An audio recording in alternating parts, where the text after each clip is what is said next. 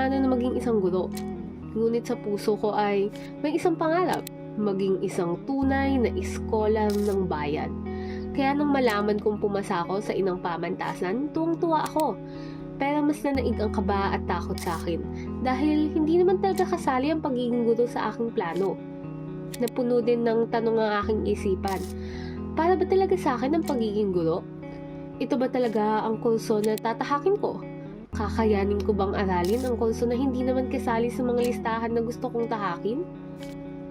Sa mga unang araw sa universidad, damdam ko ang bigat ng responsibilidad at sabay na ang kahirapan ng hamon ng pagbabago. Hindi naging madali ang pag-adapt sa lugar kung saan ako mag-aaral ng 4 na taon, lalo't na'y nasa Maynila pa ito. Pakiramdam ko ay hindi yata ako nababagay sa mundo ng pagtuturo.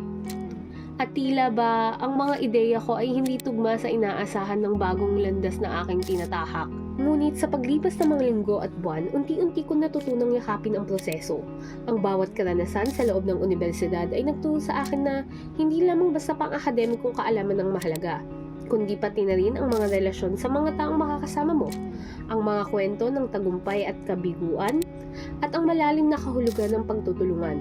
Doon ko rin na-appreciate ang bawat taong nakasama ko, ang aking mga kaklase, kaibigan, at ang mga mahal na guro na nagbibigay kulay at inspirasyon sa aking paglalakbay. Sa ngayon, malinaw na malinaw sa akin ang aking teaching philosophy, isang pananaw na nakaugat sa existentialism, teaching to inspire someone to be somebody. Para sa akin, ang pagtuturo ay higit pa sa paglipat ng impormasyon mula sa guro papunta sa estudyante. Ito ay isang sining ng pagbibigay inspirasyon. Gusto kong maging guro na nagpapasindi ng apoy sa puso ng aking mga estudyante. Gusto kong turuan sila hindi lang ng leksyon sa libro, kundi ng leksyong magagamit nila sa buhay. Gusto kong mangarap sila ng malaki. Gusto kong magpursige silang maging somebody sa hinaharap. Gusto kong ipaalam sa kanila na ang karanasan nila ay mahalagang bahagi ng pagkatuto, na ang responsibilidad at sipag ay makakatulong tungo sa pagbabago. Oo, nakakatakot ang pagbabago, pero mas nakakatakot ang manatiling nakatigil at hindi umuusan. Mahalaga ang progreso kahit paunti-unti, kahit maliit na hakbang ay hakbang pa rin patungo sa pangarap.